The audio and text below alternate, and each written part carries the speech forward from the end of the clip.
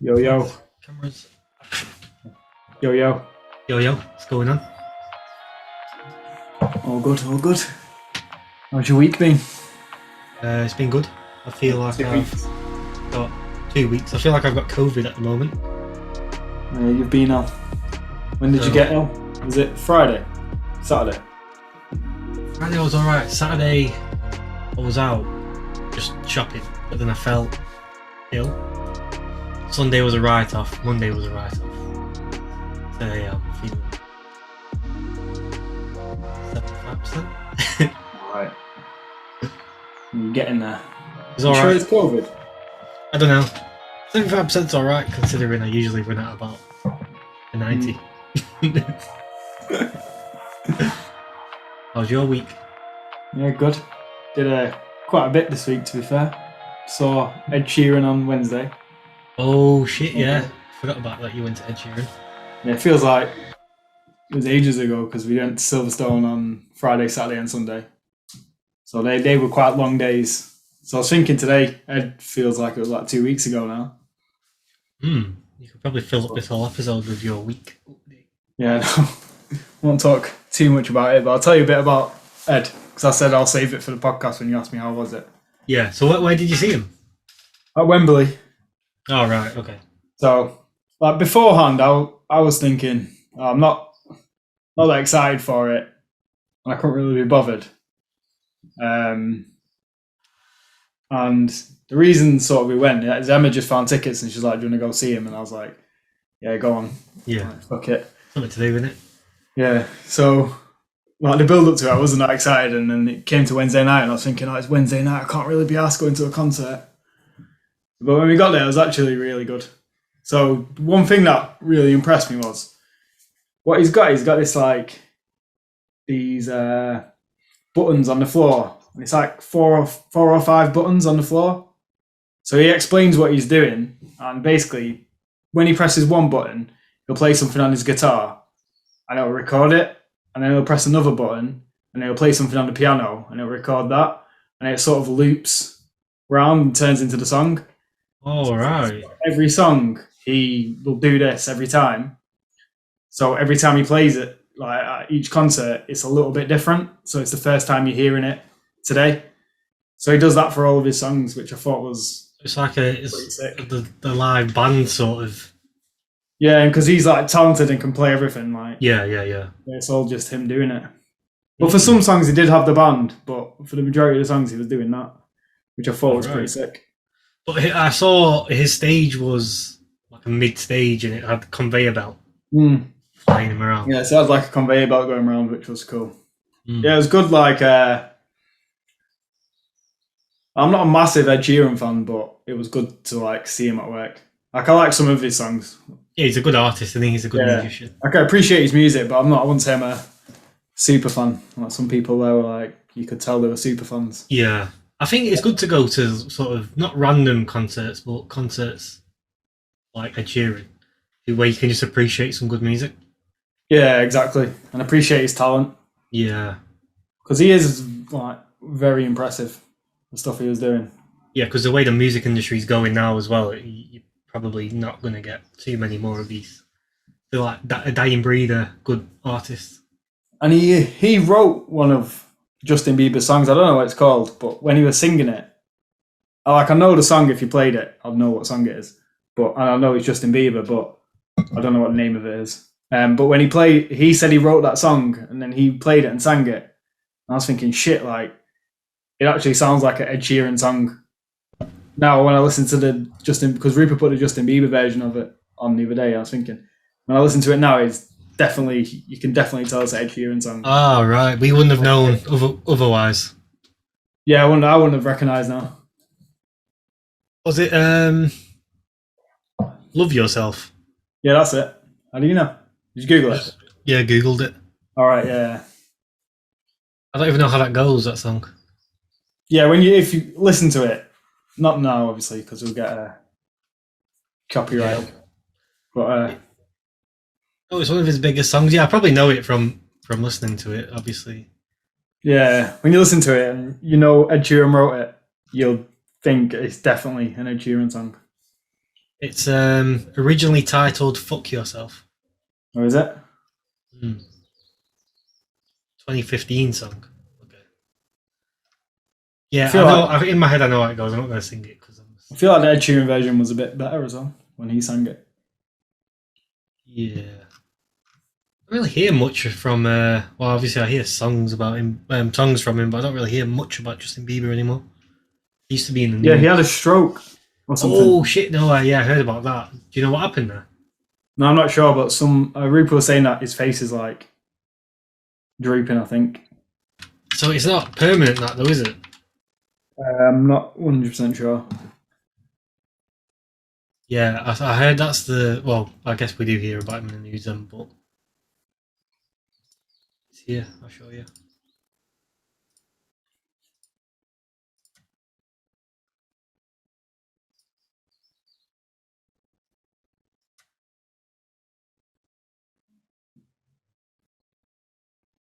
You can't. So is that? I can't tell what's going on here because Confused why that one's normal. Someone made it normal. unless someone's made it normal.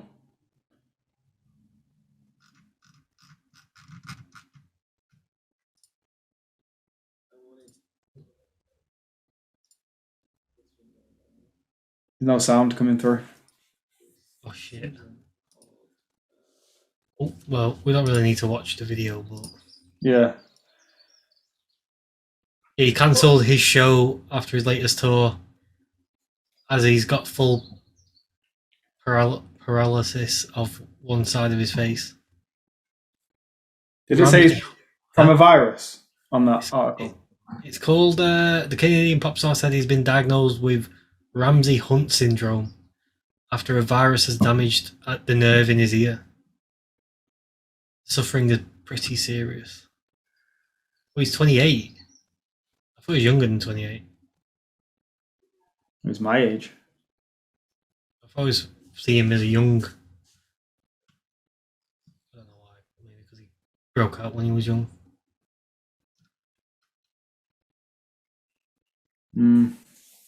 Yeah, because it was like 13, 14 when he got big, I think.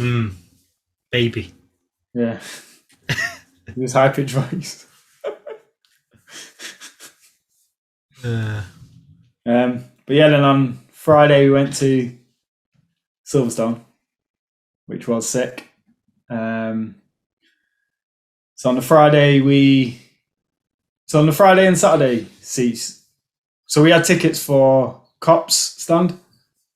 And on the Friday and Saturday, if you've got tickets for a stand, you can go in any stand you want. Mm-hmm. So on the Friday, we just hopped around loads of different stands just to have a look at the different views of the track. And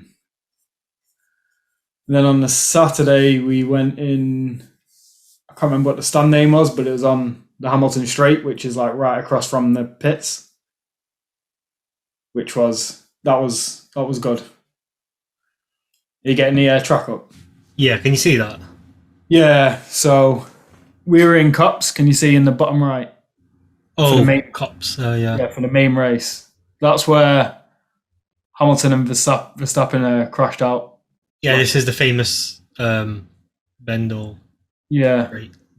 So can you see where the start finishes? Yep. On the Saturday, sorry, for qualies, we were sat there, like literally right across from the pit lane. Yeah, to watch what's going on in the pit lane. Yeah, so like the the F3, sorry, had I think they both did actually, sprint races for qualifying. All right. That's when they do like a quick race just to choose the positions on what they're going to start with. Yeah. So we got to see all the cars like setting off and stuff from that, which was sick because you hear them all start up and then you hear like them all revving the engines up ready to go. Yeah, that would have been a good day for it to sit there. Yeah, so that was good. We didn't see the accident on the Saturday because that happened straight after the Hamilton Straight, which is at the start. Oh, right, okay. So that was on the Right, okay. Mm. Yeah, I seen that accident. That was mental. But it was good. Like the whole place was buzzing. I think there was 440,000 people there. Hmm. Fucking hell! Was it rammed or is it quite spacious? Yeah, it was busy. On the Sunday, like it was properly busy. We got there quite early. Everyone would buy a ticket for Sunday, whereas less people would buy it for Friday. And Yeah, Friday was, in comparison to Sunday, Friday was dead. right, It yeah, was still busy. Saturday was busier, and then Sunday was just like manic. unenjoyably busy, or Well, we were in the stand anyway, so you don't really realize how busy it is. yeah. But I did walk around the track before the race, like 2 hours before the race, because we got there at about 8 o'clock. So when we got there, it wasn't that busy, and then we sat in the stands for a bit, just chilled out there, and then at about 11:30ish, a couple of us went for a walk, Yeah, around the track, and that's when you could see it getting busier and busier. yeah, just stacking up. Yeah. Did you see Keanu Reeves? No, we didn't see Keanu Reeves, but I saw him on TV. You knew he was there though, yeah. Yeah. I didn't see any celebrities. So you said there was lots of performers and stuff, and Yeah, so they got like a main stage there. It reminded me of Forza Horizon. Like, that must be the type of vibe. yeah, that's what the kind of vibe felt like. Forza Horizon have gone for then, isn't it? Yeah. So as a main stage, I didn't know anyone performing No. out of it with pop music anyway. So Jaguar Skills, he was there. All right. He's fairly famous. Yeah. He's the only guy I knew. I think the other people are more famous than him, but I'm just not that up to date with pop music. So Example was there, but on Thursday. He was on. Oh, he's there on Thursday. Yeah. I don't know how big Example is anymore. I think he's kind of. Yeah, that's probably why he's there on Thursday. But afterwards. So once the race is over, they open up the gates and they let everyone go on the track. After the race. Yes, when the race is finished, they let everyone go on the track. All right. Did you go on? Everyone was stealing the like the Heineken boards and stuff. I thought it was funny. Is that just an English thing, do you reckon? Yeah, probably.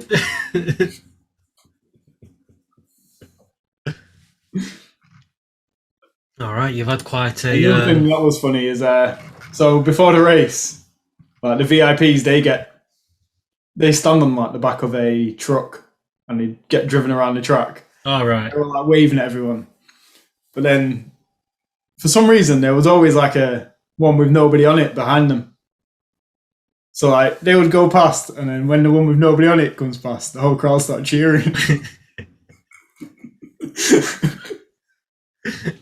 That's definitely a British thing, though. Yeah, that's what we're saying. It's definitely British humour. It's so funny. You've had quite a weekend. 2 weeks. And then one other thing that was funny is, so they send out those street sweepers. Yeah. So they send those out after each race to pick up all like the debris and rubber and stuff like. Yeah. Burnt rubber. So when we was there on the Saturday, we could see this the start and finish line. So as it was like approaching the finish line, everyone was like, and when it goes past, it's going bare slow. And then when it goes past the finish line, everyone's like, hooray! Sounds like what footy fans do. Footy fan antics.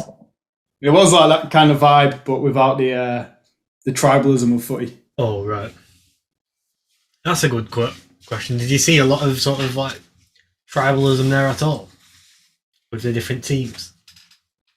Because with F1, the biggest sort of tribe I see is either Hamilton or you see a lot of tribalism between Mercedes and Red Bull, but I think that's just because of what happened last year. Yeah. When after qualies, when Verstappen was there doing a speech, everyone was booing him and going like that. All right. But yeah, that was about it. That's where it felt like a footy game. Yeah. I guess it's something that F1 needed, though, a bit of a rival, like some sort of heated rivalry like that. It's probably had them in the past, right? But I suppose it was kind of missing that in the modern day. I think it probably happens more between Dutch fans and British fans. Rather than, like, Italian fans won't be that bothered about it because you've got no affiliation. So I think Max probably knew he was going to get a hard time coming to Silverstone anyway. Yeah, with it being Hamilton. Yeah. Definitely. Hamilton did all right, though, he came third. Yeah, he came third. It was a good race. I didn't watch it. I didn't watch I was bedbound on Sunday. I was watching the qualies on TV, trying to see if I could see you on Saturday. All right. Yeah, I don't think we were on TV. Nobody texted. What I noticed is you've got to be actively like cheering, or you've got to actively.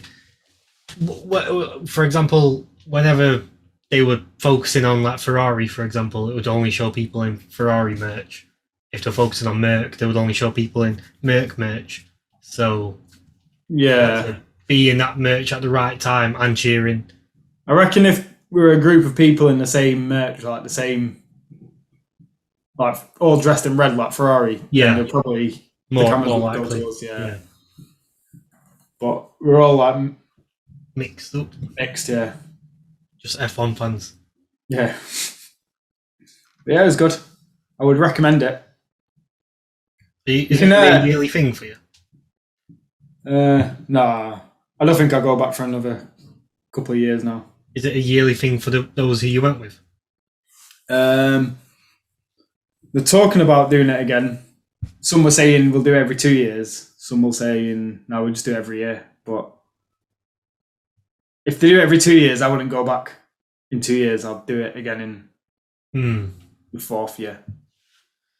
It's what did someone say to me? A price to do a full weekend at F1 is a similar price to a full season ticket for football. Yeah, so it costs us 360 quid for the full weekend. Add on the other shit that you got to pay for. Yeah, and then we Airbnb, which was, I don't know, say 50 quid. Can't remember.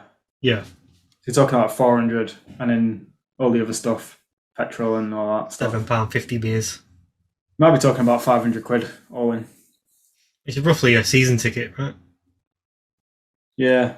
Well, if you want better stuff, because to sit where we sat on Saturday for the Sunday race, it cost 670 quid. Bloody hell. I mean, for a super fan, it's not ridiculously priced, over £1,000. I guess you'll be able to get tickets over £1,000 for VIPs or whatnot. Like for me, it was one of those experiences that I've always wanted to do. So yeah, definitely. Sort of like ticked off and done now. I would go back, but I'm not in a rush to do it again. Yeah. And if I did go back, I think I would prefer to do one abroad. Monaco. Barcelona or something. What wouldn't want to do Monaco? Yeah, but get some Louis Vuitton. Not a billionaire. Just go to Turkey and get some Louis Vuitton and go. Alternative pops off. We'll do an alternative like Monaco. Hit that subscribe button. Right, shall I whack on the first one? Yeah, well, I was going to talk about the breaking news. Is that? Oh, yeah. No, I've not got an article for it, but go ahead.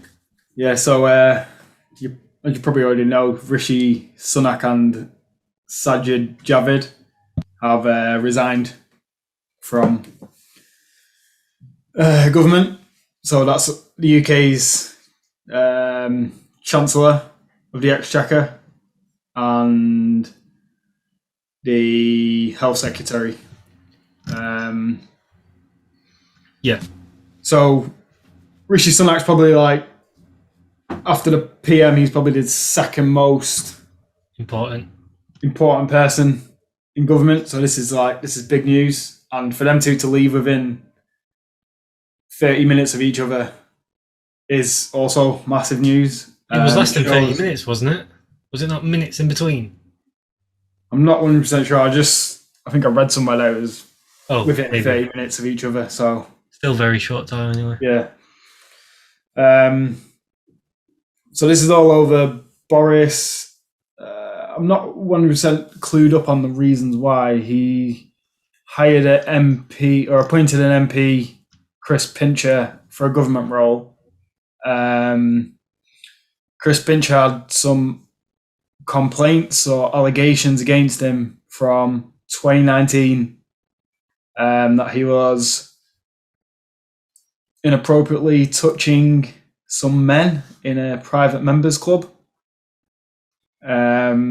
Boris knew about these allegations when he when he put Chris Pincher in a government role. Okay. So now this has come out that I think it's confirmed that this has happened, that Chris Pincher did do this.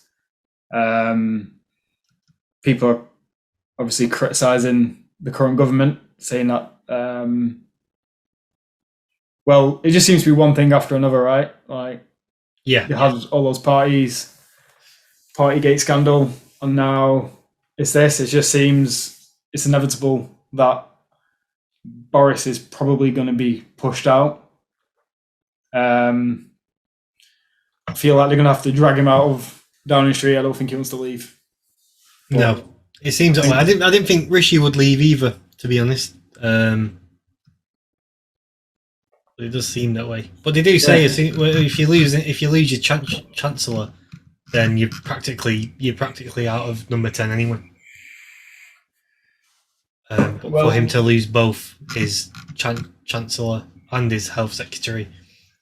Yeah, like Chancellor's pretty much second in command, and then Health Secretary's like in the high up in the cabinet as well. So top tier members. Yeah. I was going to put an article in today about Rishi Sunak announcing the introduction of the ability to purchase stuff in the UK with stable cryptocurrencies. Oh, right, okay. So, and then this news, I wanted to read up on it a little bit more so we could have a proper discussion about it. So I didn't put it in this week, but I don't know if that's going to go ahead now. So I don't know what's going to go ahead now. It looks like Mr. Johnson's going to be going out. It's funny that he's called Mr. Pincher. He's getting number 4. I'm not sure what's going to happen now. Yeah, I'm probably not too clued up on it either, but it does seem like he's going to go, and if he does stay, then I know more and more Conservatives are going against him, so for him to stay in power just means that they're going to be losing more votes. Yeah, there's a massive, I don't know, I feel like UK politics is in a massive mess at the moment. I don't even know who they'll get in as PM. I thought if he was to leave, then Rishi could maybe have a go at being PM, but yeah, have a go. Like it's well, that's what Boris Johnson has done, isn't it? He just had a go. He's definitely not equipped to be a prime minister, is he? I think Rishi and Sajid got out at a good time where their reputation won't be as tarnished as much. Yeah, because he's got quite a good reputation, Rishi, even after, and he's sort of come out now, even with the reputation of sort of being kind of loyal as well, because he could have left like numerous times, but he sort of stuck by Boris Johnson. Yeah. quite a lot. They might even appoint him, maybe. Rishi. Yeah. But I know he's I was sure I was reading something. Do you know before all this tax stuff came out that he was involved with? Is there another reason why? During that time, people's confidence in him fell like dramatically. So before he was rated quite highly by the public, Yeah. and now after that it's dropped quite a lot. So I'm not sure if they'll put him in now. Yeah, it is a mess, like you said. It is. It does seem quite a mess. It's been a mess since David Cameron was in charge. And then There's been do you know something? it's been a mess for longer. I feel like since 2008, everything's been a mess. Everything in the West has been in a mess. Yeah. Like the economy hasn't really felt stable. Politics hasn't really felt stable. And it just seems to be getting worse and worse. Yeah. And then COVID comes in and then everything just feels like really unstable now. But we don't properly know what life was like before 2008 properly. Mm. We were way too young. So how do we even know things are ever stable? That's true. I guess 2008 was a big point in our lives where we sort of found the significance of how unstable things either are or can be. Yeah, that was like a point in our lives where we can sort of look back to and think, all right, this was a turning point for us where things really changed. Yeah. Yeah, that's a good point. Because I was only how old have I been? 14? So you'd have been 16. 16. Which is young to properly realise. Yeah, because even at the time I didn't really know much about politics. What the impact of it was. Yeah. So talking about instability of the West, what do you think about the abortion rulings in US? Do you know? Well, I've been sort of thinking about this. This abortion thing got me thinking probably a lot more about it. Is so how we look at it right now, like the culture war, it's between the right and the left, right? Oh, yeah. But I think with the right and the left, there's something that both parties I think agree on, which is like democracy and freedom, right? But each side want to implement a different type of freedom. No, so the left get happy when more control gets given to things they don't really believe in. But then they want freedoms in things they do believe in. Yeah. So, for example... Gun control, for example. Gun control, the left would be happy if the government put in place stricter regulation on gun control. Yeah. The right would be happy if the government put in place a strict ban on abortions. Yeah. But what I think both sides are missing is if they carry on down this path, it's giving more control to the people in power. Yeah.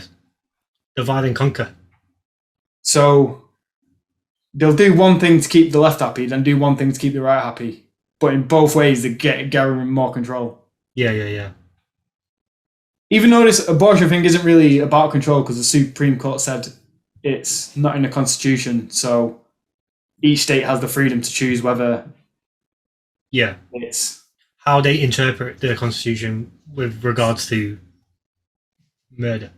Yeah. So in that sense, it's decentralized a little bit because the actual government aren't making the rules. It's up to the state. Yeah. Well, the government Biden in power now. They're against it. Yeah.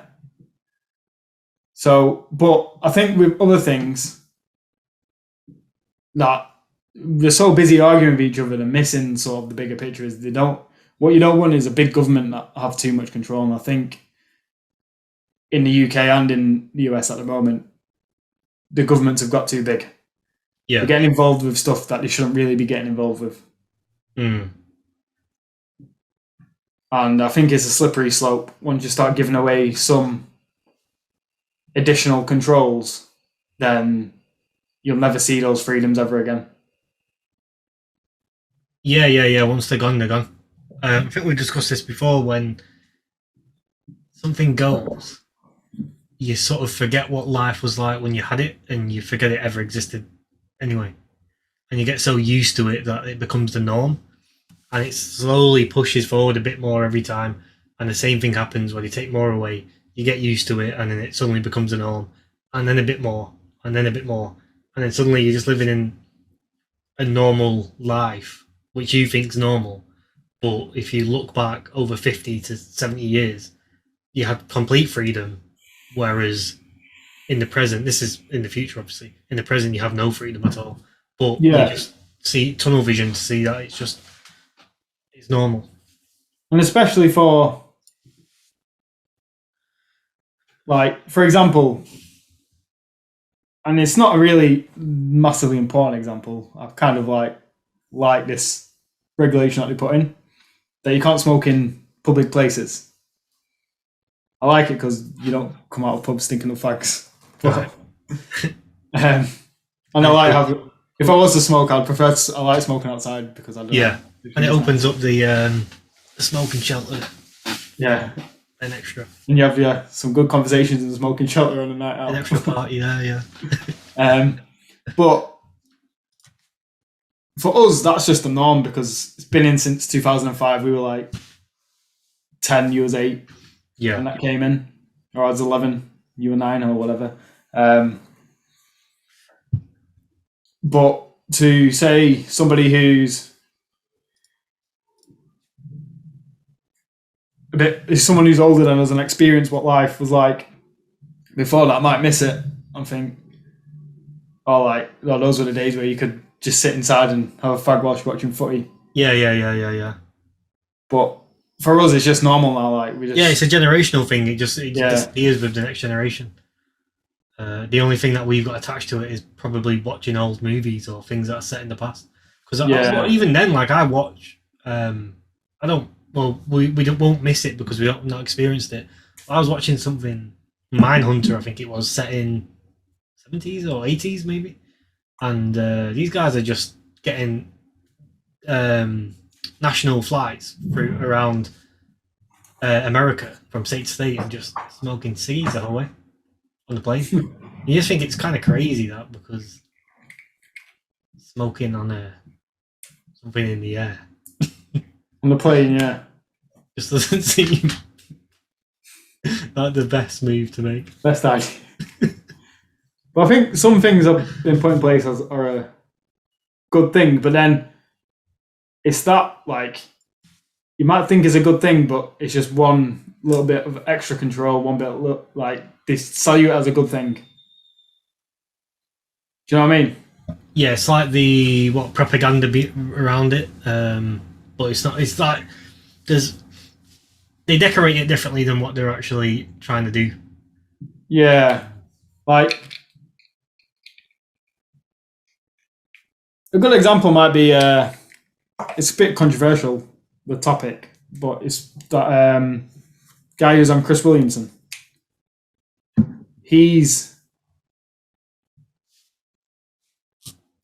Did you listen to it? That podcast. What was his name? Epstein. I've just listened to the beginning to see if I'm going to listen to it. His name is Alex Epstein. Yeah. So basically, what some of the stuff he was saying is how much good fossil fuels have done for mankind. Yeah. But we're never taught that ever. We're only taught fossil fuels are bad for the earth and humans have done this.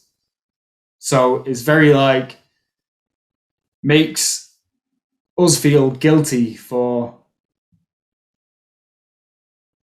using fossil fuels, but we're never taught what fossil fuels have actually done for humanity and how it have made life better for humans. Yeah. Because if you think about where we were 100 years ago when the Industrial Revolution started, it was over 100 years ago, wasn't it? Yeah. And where we are now, that's all down to fossil fuels. So his argument is The amount of progress that we've actually made is Yeah. going under the radar here. we're never taught that, we're just taught how bad fossil fuels are. And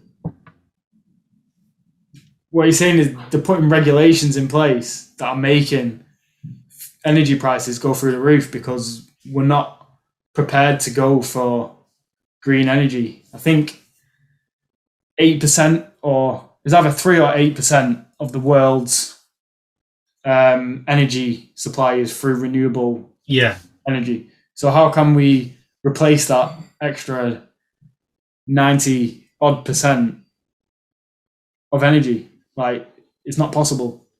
Through renewable, yeah. So what he's saying is that we can't just put regulations in place on fossil fuels without having anything there to replace it. Otherwise, energy prices are going to go through the roof. Yeah, Which or is else what we're we're just seeing. going to go into collapse. Well, that's what's happening right now anyway. Yeah, that's We're what's going happening. into a collapse. And a lot of it, like, is down to regulations in America. Like, they don't pump enough oil because the Biden administration don't want to do that.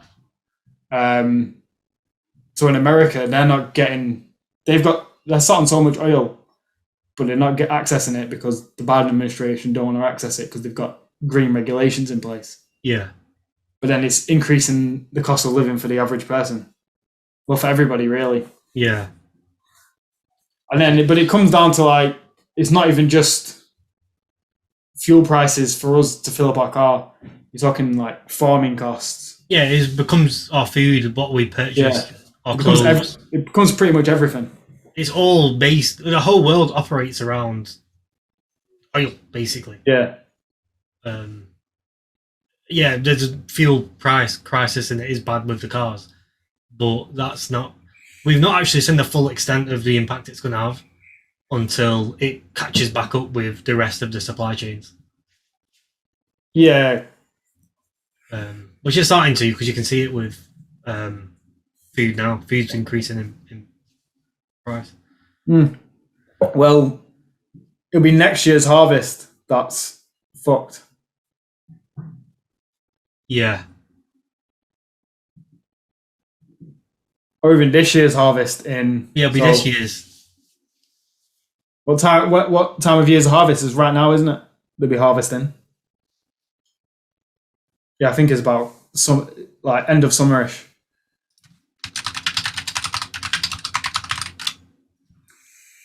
Typically, harvest season starts late September.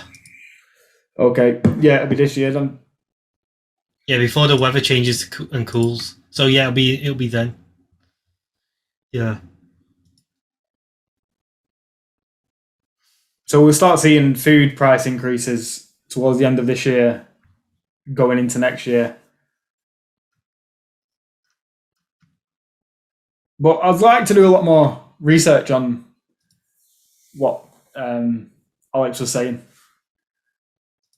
I'd like to have a little bit more, because I literally only watched that Chris Williamson interview, and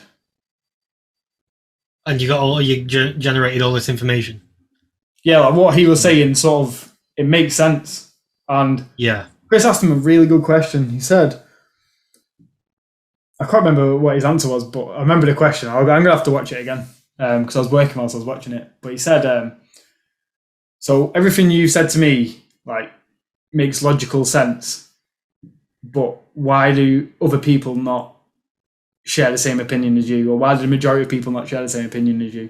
Which I thought was like... He's getting good, Chris. He's good anyway. He's getting a lot better at guiding these interviews into these he's got these really sort of, how do you say it, specific guests. Yeah. They're not really like broad thinkers, in the terms of they think similar to how most people think. These think in very specific ways or very niche. Yeah.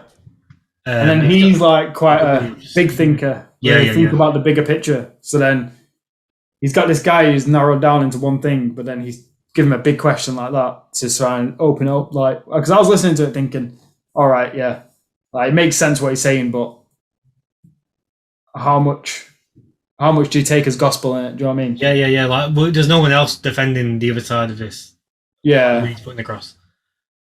But it's hard to listen to a debate having two people. It's good to listen to a good interviewer asking the correct questions to them. Yeah. And I've seen that Michaela Peterson, Jordan Peterson's daughter, she had him on and had... she does them debate rounds, doesn't she? Yeah, she had him on and she had someone else who's opposing him. But I've not listened to it yet. I've just I've got it on my YouTube ready to listen to. We could do a special on it. I think it'll be a good topic today. Because they talk about ESG ratings and all of that jazz. Yeah, he talks about that. And where all them... I think I only listened to about 5 minutes just to get a quick taster of it. But basically, it's talking a little bit about BlackRock and saying... they're the ones who generated the ESG ratings with WEF, right? Yeah.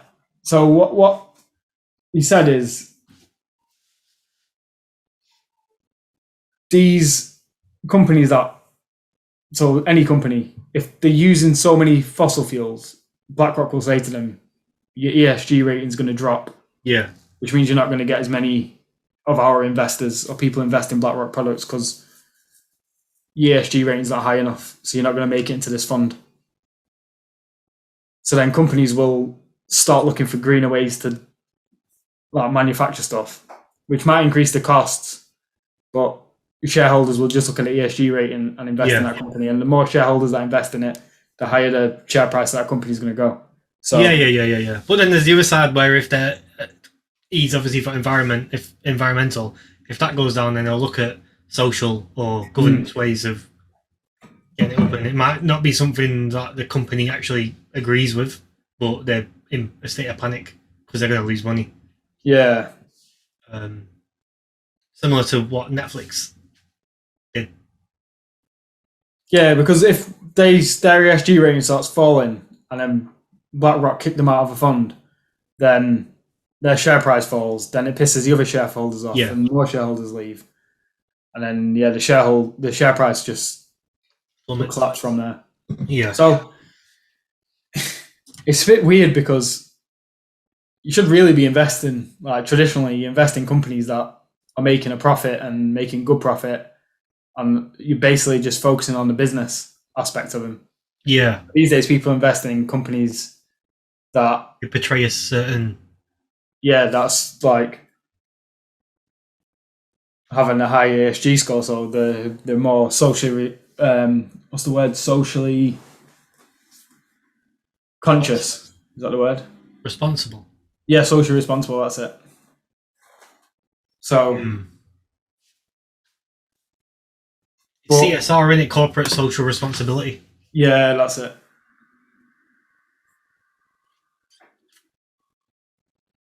But the social aspect of it, the environmental one, they've got down to a T because they've got the big climate scare.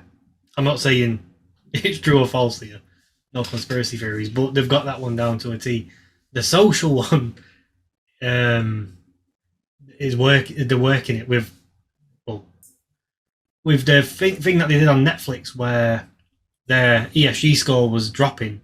So I think Netflix had to release a show or a movie about a man that was able to get pregnant to boost their social score up. There was a few other things that they released as well. I can't remember. The one that stood out to me was the man getting pregnant movie or show. But the Netflix they've kind of folded now, and they weren't going to release Dave Chappelle's special or Ricky Gervais's special because it's going to affect their ESG score. Oh, right. But I think they've actually felt like they were because they lost mass amount of numbers, didn't they? Mass amount of Yeah. subscribers, but they didn't know why. So they thought it was because they were putting the social responsible content out. So they decided to test it by sort of saying "fuck you" to it and putting this stuff out. I'm not up to date on where it is at the moment, but But at the end of the day, like, the consumers are the ones who have the biggest voice in it. yeah, Because if the company's not making any profit because they're trying to just focus on the ESG score, and customers are getting pissed off that they're just focused on the ESG score, then the customers aren't there anymore. So there's yeah. no revenue for them. And then you've got Disney, for example, who I think we talked about it last episode about the Buzz Lightyear scene. Yeah. It's just a ploy for ESG ratings. Yeah, they just focus way on these ASG ratings. Yeah. Way too much. It's quite crazy. I'm just going to put up this next one because it's kind of related to what we're on about at the moment. Oh, yeah. Twitter suspends Jordan Peterson for tweet about Elliot Page's trans sin. You've heard about this, right? Yeah. So Jordan Peterson tweeted, "Remember when pride was a sin and Ellen Page just had her breasts removed by a criminal physician?" Did you watch Jordan Peterson's response video to this? I watched it in the morning before I went to the gym. He broke down his tweet. Yeah. Well, he basically said that he was just stating facts. Yeah. People are angry and saying, why has he put this on Twitter? Why does he need to... This is what I'm getting confused about. So people are getting angry saying, right, he's got these thoughts, it's fine. But why is he putting it on Twitter? Like, why can't he just keep them in his head? But does that not sound to you like the start of end of free speech? If you can't say your thought. Yeah, no, it is. But if someone tweeted something comparably as hate, that I'm not even saying that's hateful, but something comparable to that about Donald Trump, people wouldn't give that person any hate at all. Or about Jordan Peterson. Yeah. So I know it seems to me like. But what he said there is, remember when pride was a sin? So you know what that's from, as in the is it the seven sins? Yeah. 7 deadly sins or whatever. Pride was one of them. But now they're glamorizing pride. Is what he's saying basically. Yeah. He's a religious guy as well, isn't he? Yeah. Christian. But he's been suspended until, I don't know where it's at the moment actually, but I've not really kept up with it. But he's been suspended until he deletes the tweet, and he said he'll die before he deletes that tweet. All right, well, good on him. Because I don't think there's anything bad there. Maybe calling the physician a criminal, but that's more of a jab at the physician. Yeah. That's the only bad thing I can see in what he's put. Like, hateful thing. Oh, his daughter tweeted, "Wow, Jordan Peterson got a Twitter strike. No more Twitter until he deletes the tweet. Definitely not a free speech platform at the moment." At Elon Musk. Is Elon still buying Twitter? What's going on with that? I don't know. I thought he was running with that story. But he got in some trouble on Twitter as well for tweeting about that. Jordan Peterson did for tweeting about that lady, that overweight lady on Oh yeah. Illustrated. which, to be honest with you, all that stuff about glorifying overweight people, I don't think it's not even overweight people, it's overweight women. They don't glorify overweight men. No one ever glorifies overweight men. Yeah, it's like it's women. Well, it's quite kind of fucking controversial to say this, but women cause the problems like within that group, and then try and rectify it later by turning men against it, if you know what I mean. So they cause the issue by judging other women on their weight or so on and so forth. And then when they come to rectify the issue, they sort of blame it on men when they've caused the issue. Because they're like, well, no man's going to find you attractive because you're fat and all this stuff. And then when it flicks around and it's gone too far, then they're like, well, she can't be fat because no man's going to like her. It's like, well, no one fucking said that from our side. Yeah, because like some men like chubby girls. But then what Jordan was talking about with glorifying obesity was with women. He wasn't saying it specifically to women. He was just saying obesity isn't healthy, so therefore should not be glorified. Yeah, which is true. Like, why is something that's unhealthy being glorified? Yeah, something which is considered a problem of America, obesity. Yeah. And it's weird because everyone's known obesity is an issue for so long. But recently, this past few years, is when it's sort of been celebrated. Yeah. But something that causes so many health problems, like, it might not be causing people health problems now, but if they stay overweight until they're in the 40s, 50s, then they're going to have like serious health problems at that age. And obesity sort of is a societal issue if you look at what it actually is. Obviously, in terms of like greed, it's just if you're being obese because of greed, because of lack of self-control, laziness, then it's a societal problem. That's another sin. Greed. What are the 7 deadly sins? I only know it from that film. I'm not religious. From have you watched 7? Me and Emma started watching it, but we thought we need to watch it when we're in the actual mood to watch it. All right, man. You never watch films that are funny. I recommend you buying a film, wicked films as well. Well, I was going to say I'll watch it this weekend, but I'm probably going to watch Stranger Things. Oh shit! I finished it. All right, don't say nothing. You not watched any spoilers or nothing?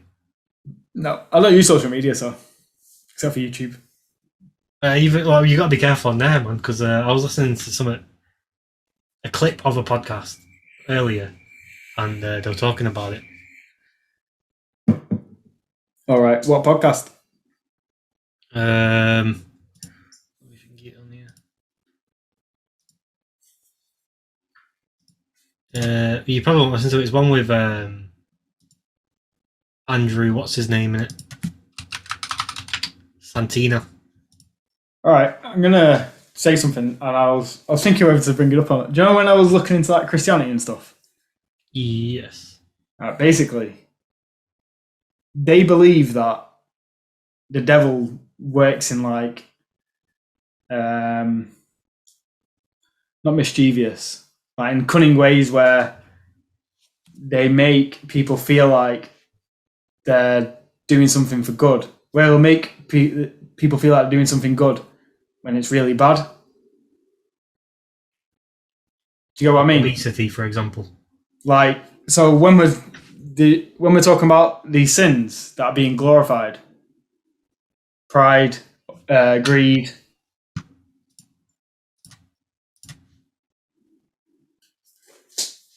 gluttony in it, Gluttony is excessive. Greed is here is like well, that's kind of publicised, isn't it? Like fucking stack money, bitches. Yeah, gluttony. That's eating too much.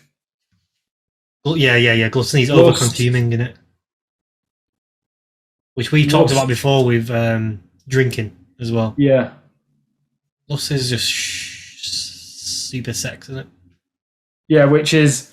Have you heard about what happens at these pride things? Yeah. So that could be That's like where monkeypox came from, wasn't it? Yeah, that's where they were scared monkeypox was going to get.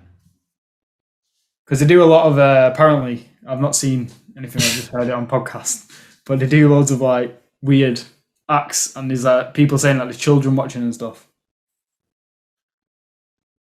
So, but anyway, they're basically saying that the devil will take over by changing everyone's minds to be able to do things the devil wants, but in a cunning way, where he will, or he or she, I don't know what the devil is, and he'll sort of take over the world. But it's got me thinking, like, because people say these cults and stuff that are these people high up in power are part of these like devil worshipping cults. It's very gone down the conspiracy route here, but Illuminati route. I'm just linking like a couple of things that we've read today together in my head right now. No, I get what you're saying though. It makes it makes sense what you're saying. Even looking at this diagram here, because we just went through a few of them. Lust, I mean, that's putting, for example, when we talked about the Buzz Lightyear scene, putting. Yeah, well, we've been impacted from Lust, like growing up. Yeah, from shit that we used to watch. Well, all of these though, innit? Yeah, everything.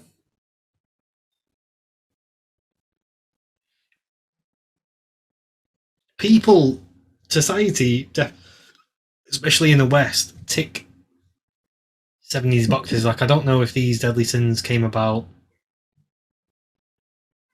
just because of the negative part of human behaviour, but I think with religion, there's always some reasoning behind why it's come, like whether they've learned from things in the past that they've like society's experienced, so they've brought in these ideas to try and make society better. Do you know what I mean? Yeah. And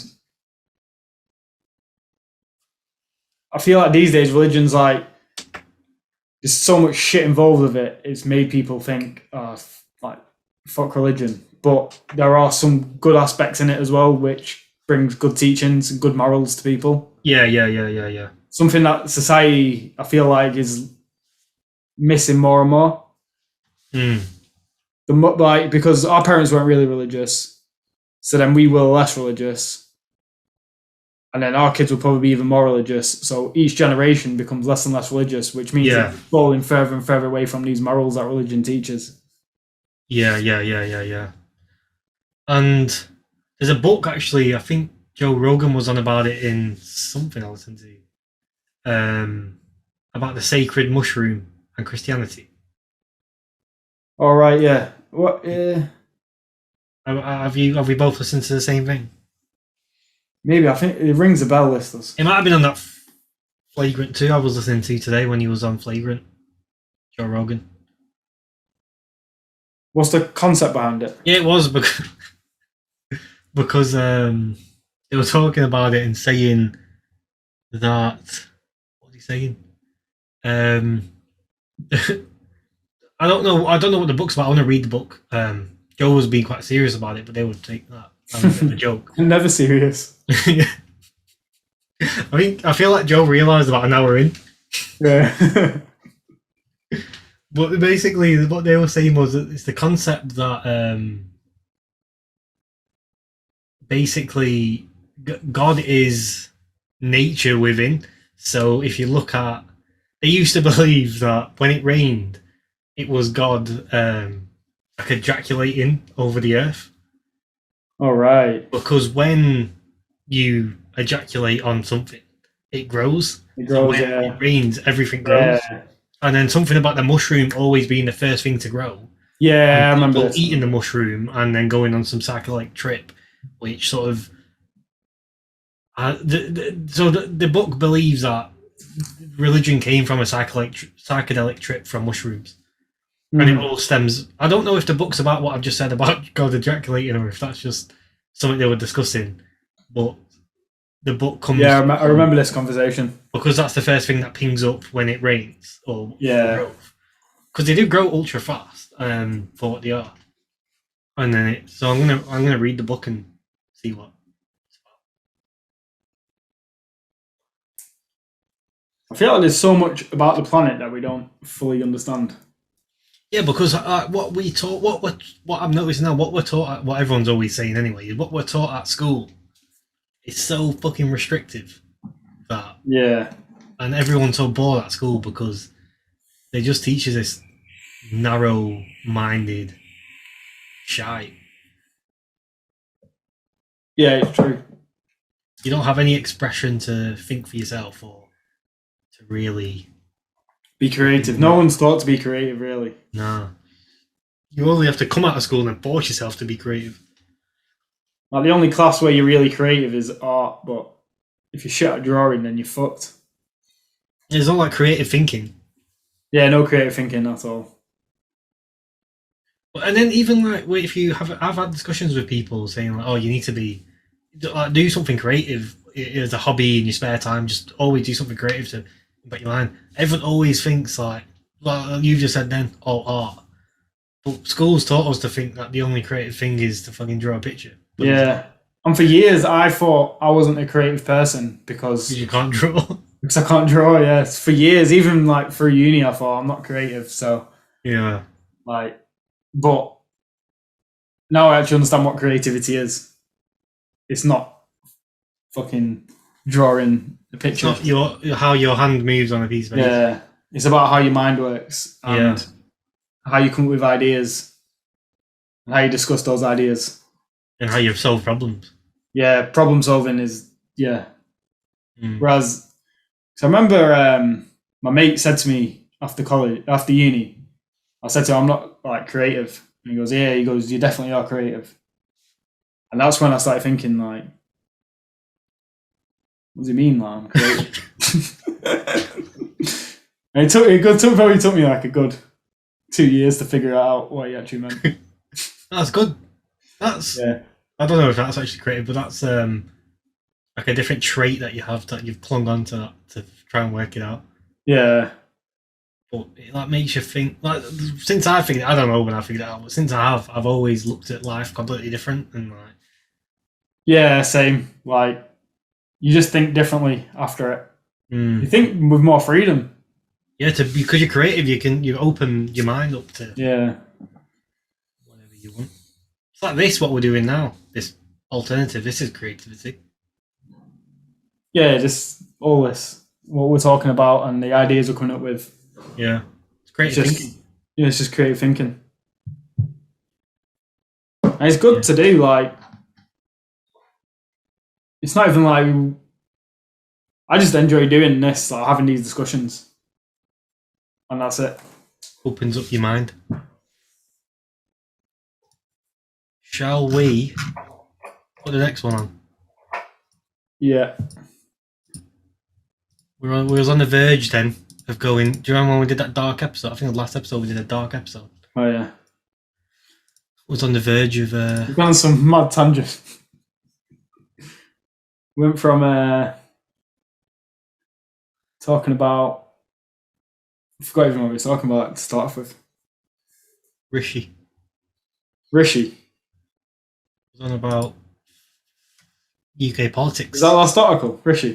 That was our first article. No, was it not Peterson? That was our last one, yeah. Oh, sorry, I thought you were. So we've gone from Peterson to talking about religion and creative thinking.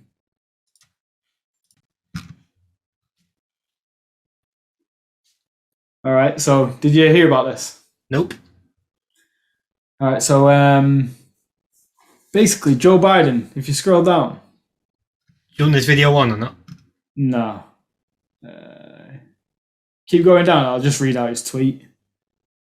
So Joe Biden tweeted, "My message to all companies running gas stations and setting price at the pump is simple. This is a time of war, a global peril, and global peril. Bring down the price you're charging at the pump to reflect the cost you're paying for the product, and do it now." And then Jeff Bezos tweeted back saying, "Ouch, inflation is far too important a problem for the White House to keep making statements like this. It's either straight ahead misdirection or a deep misunderstanding of basic market dynamics." I don't get why Biden's tweeted that. Yeah, basically, I think it's a bit of what I think personally is a bit of a cop out from Biden to say like it's not me, it's not my fault. It's such a dumb tweet though. Yeah, it's stupid. So he's basically pointing the finger at the petrol stations, and the petrol stations pointing the finger at the government. It's like that that Spider-Man meme. What do you say? "Thank you for this tweet, Mr. President. My local gas stations all dropped their prices $2 instantly because they had your tweet notifications on." Which Spider-Man tweet meme? The Spider-Man meme where they're all pointing the finger at each other. Oh yeah. Oh shit. It's like, well, yeah, like you said, it's like a cop out or the dumbest. Like he thinks everyone's so stupid that they can believe this cover up. Yeah. This is what I mean. Like US politics and UK politics are so fucked at the moment. It's like I feel like it's like a comedy show. Yeah. It seems like a TV program at the moment. Yeah. Because everyone was, when Trump was in power, he was saying all this like crazy things, these crazy stuff, and then Biden comes in power, and he's sort of like the polar opposite, but he's saying this crazy stuff as well. And he looks like he's past his sell-by date. He looks so old on that picture there. Would you rather have Jeff Bezos in charge of America? Keep these guys in competition with the government, innit? Healthy competition. Might get a bit too scary then. What's he said here? It's best to add another 3.5 trillion to federal spending. They failed, but they had succeeded. Inflation would be even higher it is today. And inflation today is at 40. Jeff Bezos calling out the government here, man. Who's put this thing here? I don't know who this is off. It doesn't require a huge leap to figure out why one of the wealthiest individuals on earth opposes an economic agenda for the middle class that cuts some of the biggest costs families face, fights inflation for the long haul, and adds to the historic deficit reduction the president is achieving by asking the richest taxpayers and corporations to pay their fair share. It's also unsurprising that this tweet comes after the president met with labour organisers, including Amazon employees. Jeff Bezos tweeted back to that, "Look, a squirrel. This is the White House statement about my recent tweets. They understandably want to muddy the topic. They know inflation hurts the neediest the most, but unions aren't causing inflation and neither are wealthy people. Remember, the administration tried." He is getting into some beef with the White House. This was in May. He tweeted that. Oh shit! Yeah, I don't really keep up with Jeff Bezos' antics. I might start keeping. Yeah, neither do I. You don't really hear much about him. Elon seems to take the limelight, but yeah, it looks like he's firing shots at him.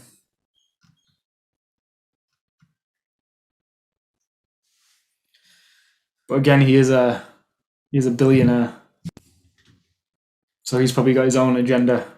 Yeah, that's true. I wonder, yeah, what it is. Shall I put another one on? I've got a one that I wanted to show before we ended, but I'll put it on. Put that on now then.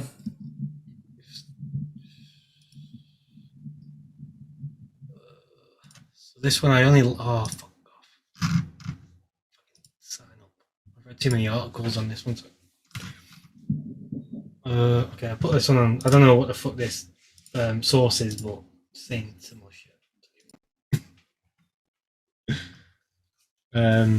China research. So China researchers developed device to test loyalty of Chinese communist members. It can provide real data for organizations of ideological and political education, so they can keep improving their methods of education and enrich content.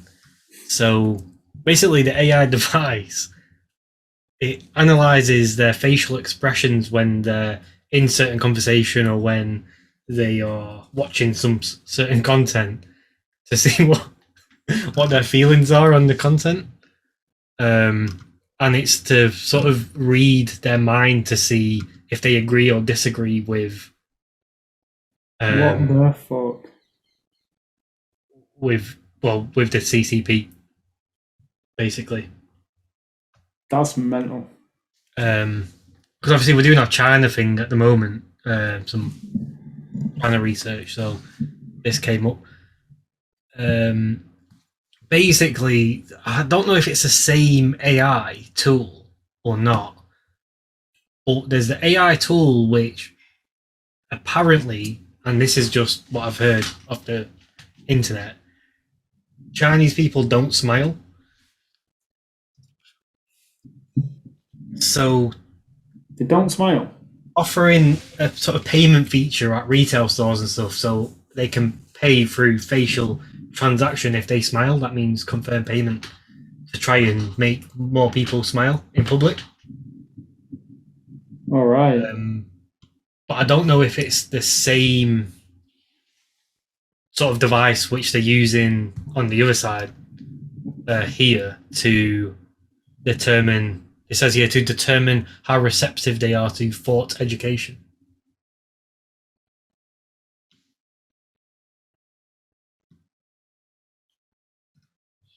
So that's so they're going to use this technology to, if the AI says that they disagree with what the party's saying, then it shows that they're disloyal to the CCP. I don't know if it's.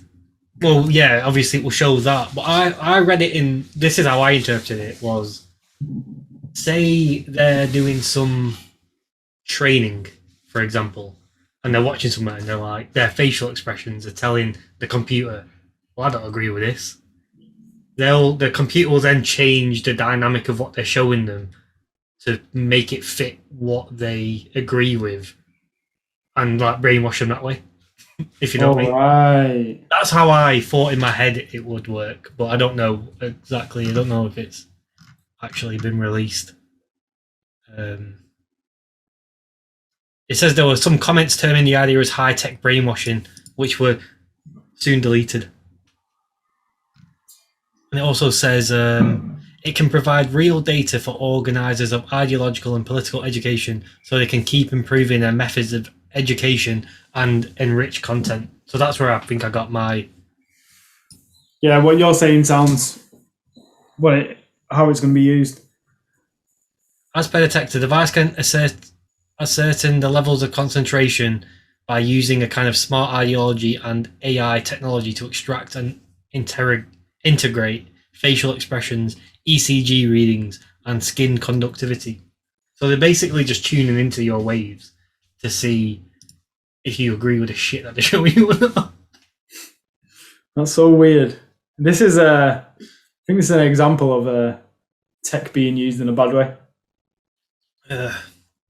Well, for a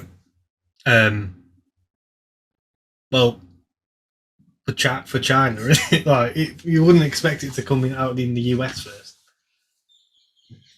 Like a way that tech could be used in a good way is if you're teaching children at school, and if the tech notice that they're not engaged, then it changes its content.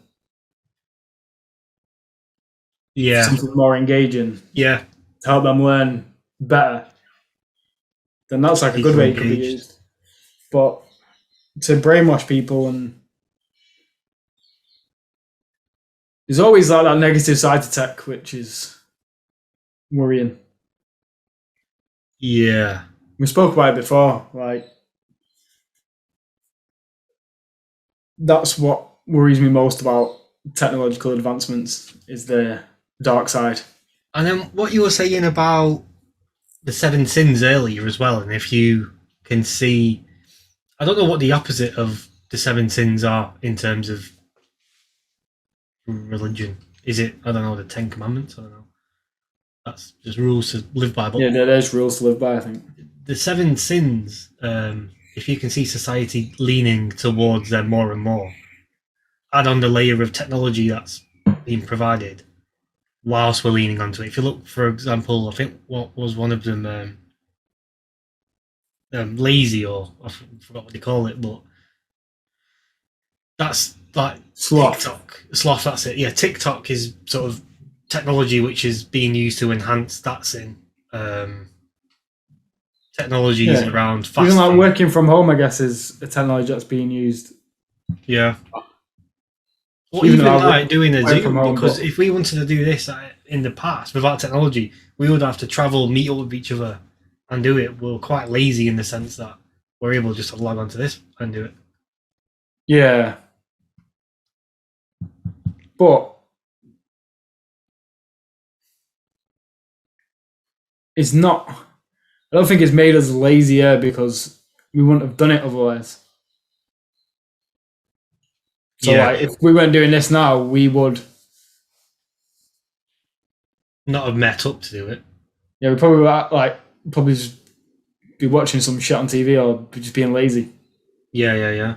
But we're actually doing something. Yeah, because I suppose it's like different for different people, because definitely being in the information age, technology age, has helped me open my eyes. I can 100%. Yeah. Vouch for that. But at the same time, I can see the sort of detriment it's having to people around us as well. Technology. Yeah, you can see that side of it as well, where it's made some people more efficient because they can get more done. It's made some people more efficient at what they need to do the minimum, which has made them more lazy.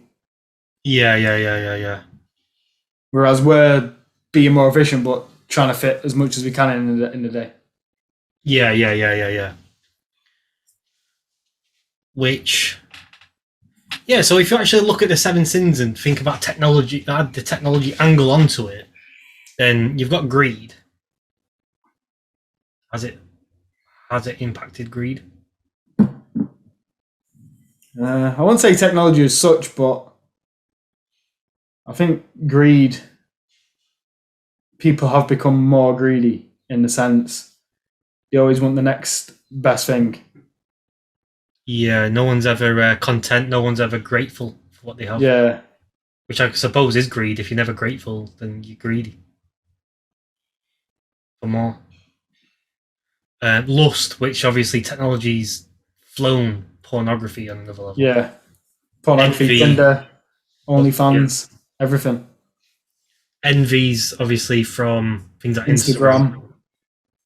Gluttony, technology's inspired fast food. Technology as in Uber fast food has made it easier for people to get hold of fast food. Uber Eats, Just Eat. Falls in line with Sloth. Yeah, Sloth. You leave your house and you have McDonald's delivered to your door. Yeah. Even with Sloth, though, you've got Netflix and things like that. You can just bam, next episode, please, rather than waiting every Tuesday evening. Yeah. Then there's wrath or anger. That's a big divide. People got more angry on Twitter. Yeah. Because people are more prone to say things behind the screen than they are in real life. And then pride. Which is JP's argument, I guess. Like, would pride be as big if it wasn't for the internet? Well, if you're looking at pride, there's pride as in, like, obviously we've said Instagram about envy, but the other side of it is people are pretending to be bragging on Instagram and someone they're not. Yeah. The people are fake people on these social media sites. That's quite crazy, actually. We just hit all of the 7 deadly sins in about fucking 2 minutes. and how they fit into tech. That's fucking insane. And on that note, We should sell these ideas to a Christian church. oh. We can preach them. Sell them, getting fucking greedy off them. Oh god. Did you want to go over any of your ones? I think we only did one of yours, didn't we? We did 2. Yeah, there's one ad that hoc. Reddit one I wouldn't mind just showing the people. I didn't actually look at what, because it just says, it doesn't actually explain it in the link that you sent me, so I didn't. It's only a short one. It probably won't take long to talk about it. Boom. Yeah, so this is just play the video.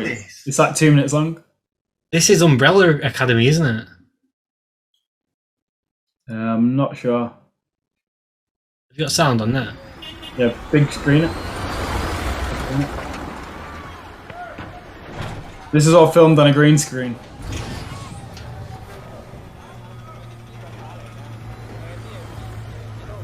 Oh no, I don't think it is Umbrella Academy. But this is mental. Yeah, it's mental, innit? But it's not even green, like, you wouldn't... The amount of green screen that's there is...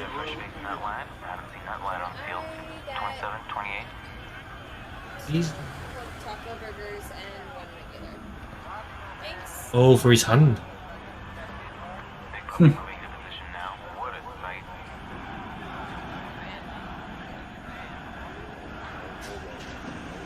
This is crazy. So good, innit?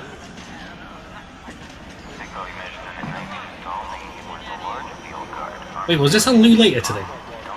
Yeah, it's on me later. You can you probably pause it now. People get the idea. Yeah, it's crazy, isn't it? This is actually mental. Because there's not even that much green screen there. Yeah, I think it only needs green screen of like the areas where she's walking. And then, yeah, the rest of it can just be CGI cropped in. into something else. There's a Coca-Cola vending machine next door. Oh, yeah.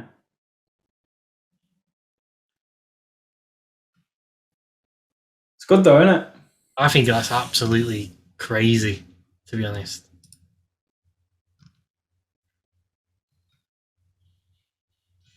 This explains why the settings of these movies are better, but the acting in most has gotten awful. They have nothing to base their acting on except an empty room and their imagination. I have more respect for the young actors who do a great job now whilst working with something like this. Yeah, that's what. When I first saw it, I was thinking it'd be harder to get into character if you're just looking at an empty room with some green panels everywhere. Yeah, like there's a reason why Tarantino, for example, doesn't do films with all this CGI. Yeah. Well, just give that guy a room in it and some good actors. And there's another reason why he uses the same actors over and over again, because he can just have a room and these actors in there. Like Hateful Eight, for example. Yeah, the whole thing was just filmed in one room. Well, most of it was just filmed in one room.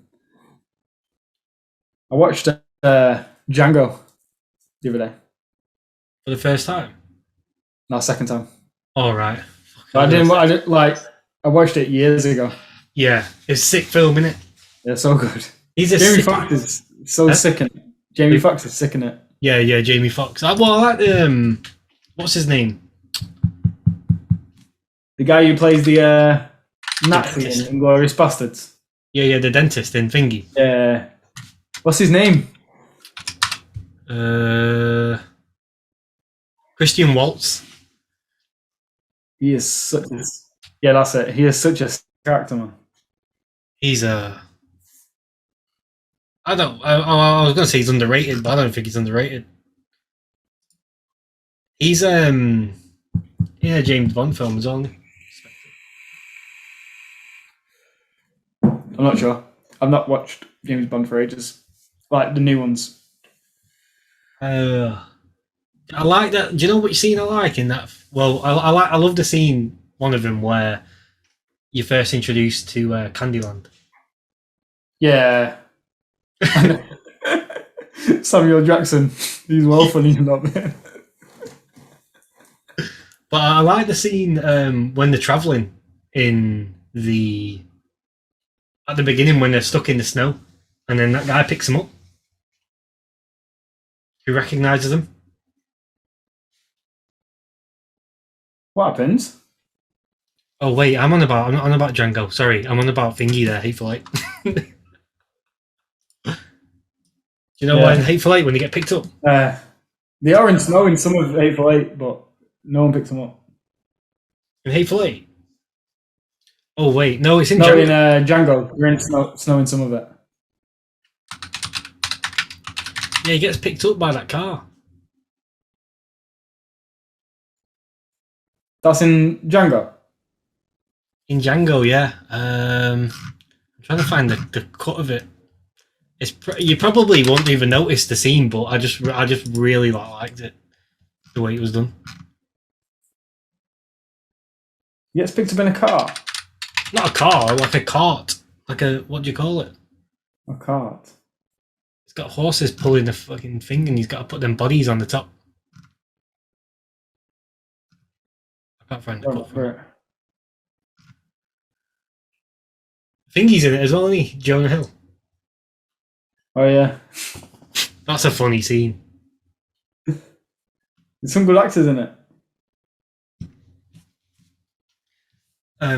So you've seen? Have you noticed that Red Dead Redemption 2 is like based on a lot of Tarantino's films?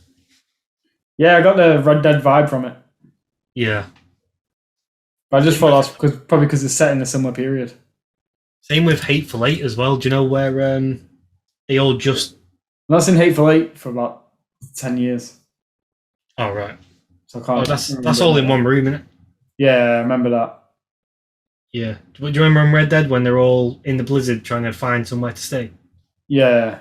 It's yeah. like similar sort of thing happens on that.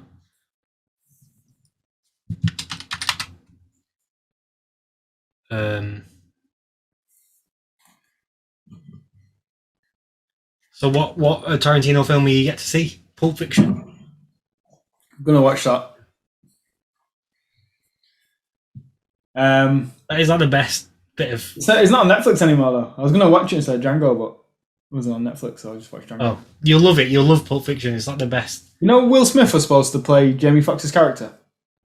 Really? Yeah, but he said that he wanted. What's that? In Django. Yeah, but then Will Smith turned it down because he wanted Django. Basically, Django's the main character, but the way Tarantino's done it is he's not the main character all the way through it because I can't remember his name in the movie, the dentist.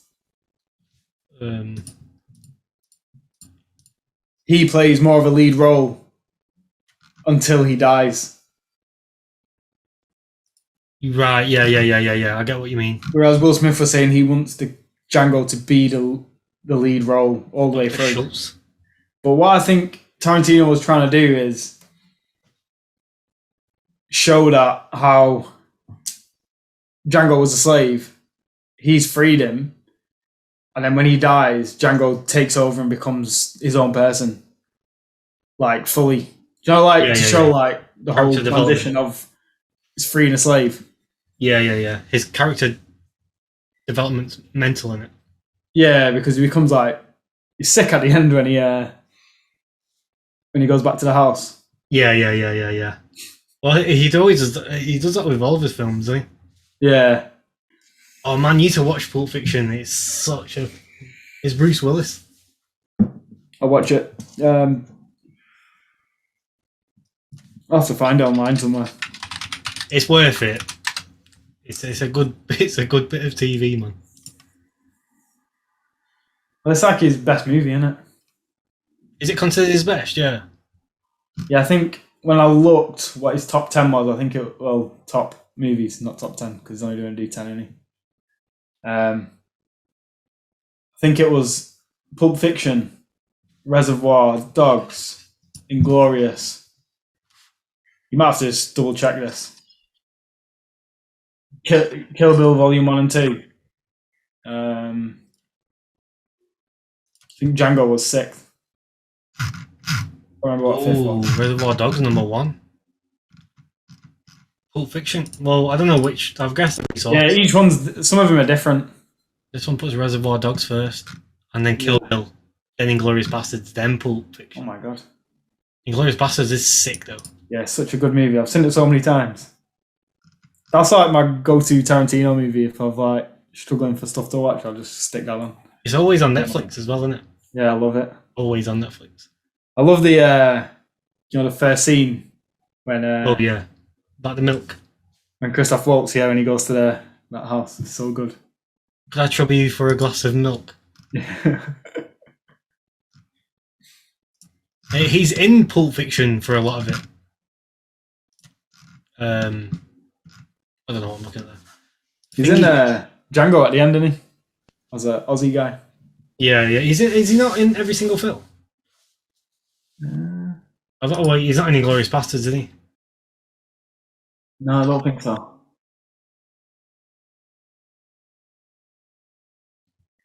He's like got. Oh wait, he is. Is he? Oh no, he's not. I love the scene in Inglourious Bastards when they pretend to be Italian as well. Brad Pitt's fair jokes in that. In the bar. In the cinema. Yeah. Oh, in the cinemas, yeah. And then they clack on. Yeah, because Brad Pitt's accent is awful.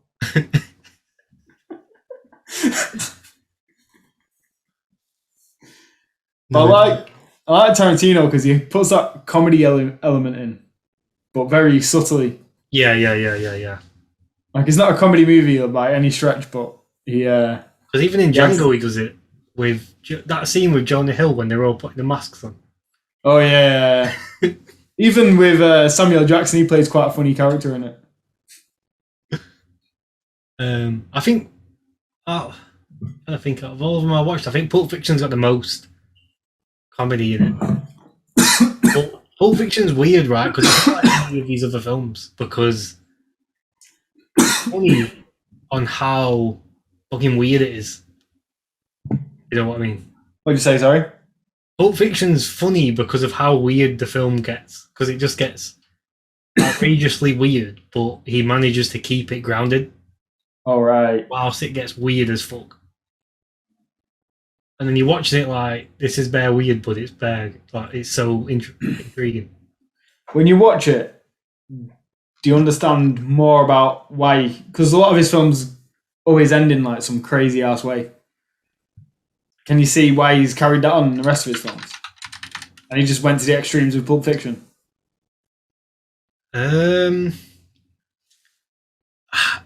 feel like Pulp Fiction was more. It was more of like a. The other films have a really big serious element to it. Yeah. Portraying a message more than Pulp Fiction was. I don't know how to explain Pulp Fiction. It's just fucking. It's so funny. It's so good. I need to watch. I can't believe I've not seen it. I know.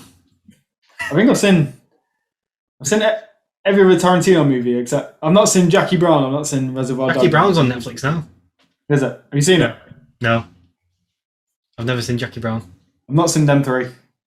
But it's weird because I'm a big Tarantino fan. But I need to you sit down and watch it. I don't think Jackie Brown's up there as like one of his best. I wonder what he's going to do for his last movie. Some people are saying Kill Bill 3. No, I hope he just leaves that. Just done it. Yeah. I don't think he'll do a sequel. Well, Kill Bill was only meant to be one movie anyway, wasn't it? What, but it's too big? Yeah, it was too big. So was he classing that as a film? Yeah, he's classing that as one movie. Right. So I don't think he'll do a sequel to Kill Bill. He might just, I don't know. Could he bring that whole, I don't know, because it's all meant to be one universe, isn't it? Shared universe.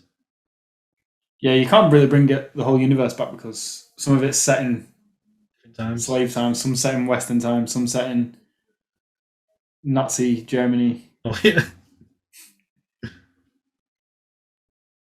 And Once Upon a Time in Hollywood, the thingy in it.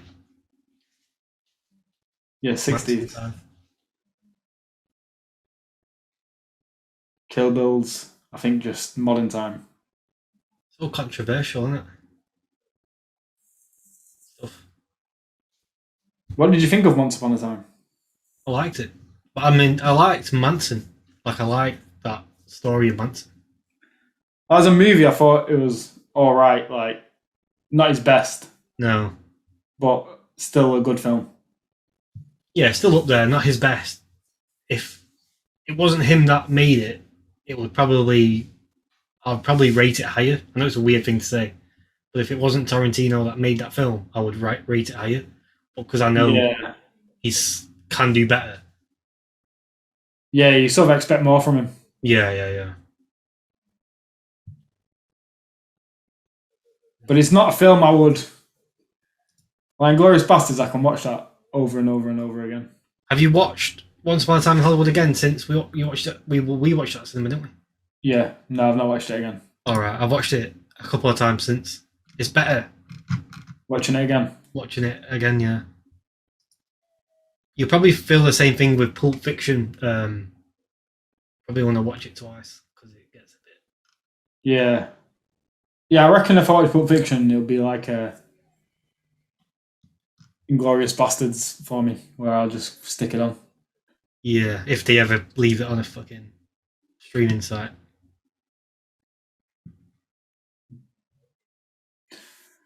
Right, should we wrap it up? Yes, we shall. Alright, see you later. Right, see you later. Cheers, guys.